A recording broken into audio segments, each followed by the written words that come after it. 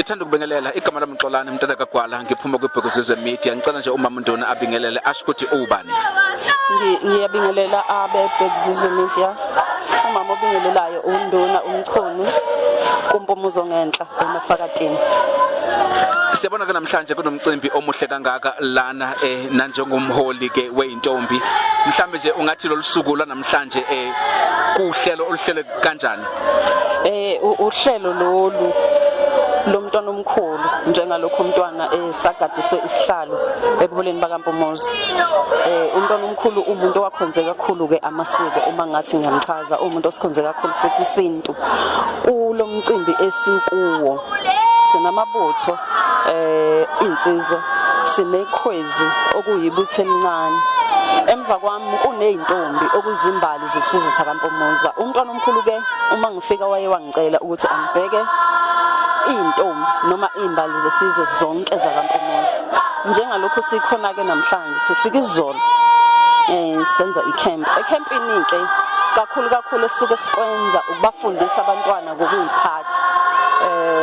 Indlela ekufanele bahambe ngayo, indlela ekufanele bakhulume ngayo, indlela ekufanele benze ngayo njengamantombazane. Inhloso yethu enkulu kakhulu ukubalekelela ukuthi bakhule, bangabi luvanzi, bangagcini bengenwa izinto eziningi, kodwa njengoba sibaqoqa ngalendlela ukubafundisa isintu kahle esidinga kubona ukuthi baqonde imvelaphi yabo.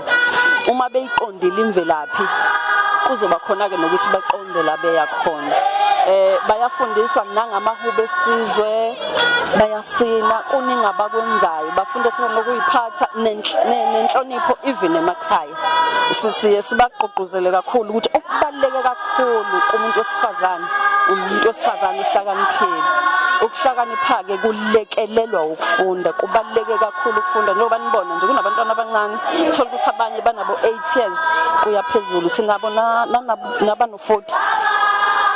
Njengoba sikhona ke la ukuzozimazisa nje emcimbini womntwana omkhulu baziveze nabo ukuthi bakhona esizweni sakaMpumuza.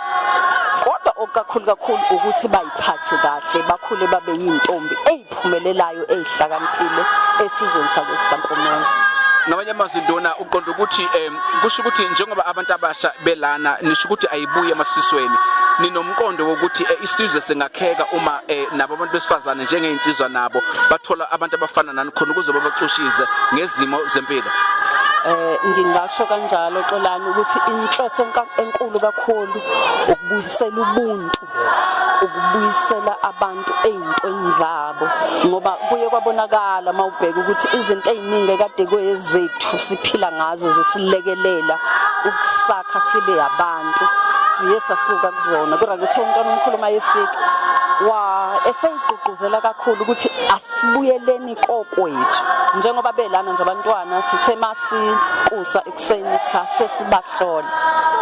Njengoba belana nje sinesiqiniseko sokuthi intombi zonke lezi sihamba nazo. Sengidedela wenduna ngicabanga ukuthi lokho kushoyo kuyigugu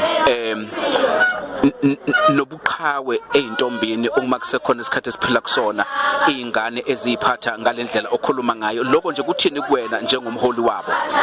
Engingakusho nje mfowethu ukuthi ngikuthokozela kakhulu, ngikujabulela kakhulu, and ngiye ngibe nako ukuthi silekelela even abazali besemakhaya, silekelela even othisha bese siphumele esizweni, ngoba inhloso ukuthi sibe nesizwe sakhekile, isizwe siphumelelayo, isizwe esinezinto zaso ezaziyo ukuthi ayike thina lokhu kungokwethu njengamaZulu, njenganabantwana abaphethwe ngaphasi kobuholi bakaMpumuza. Asibonga kakhulu Nduna, lobu golide lobu ngathi ningaqhubeka nabo ngoba cishe lokho nikhandayo kuyigolide futhi elingephucwe umuntu. Sibonga kakhulu nathi, sibonga nje ukuthi nibe khona nizosilekelela nabantwana. Ngithemba ukuthi bayakujabulela kakhulu kuba kule ndawo. Siyabonga kakhulu.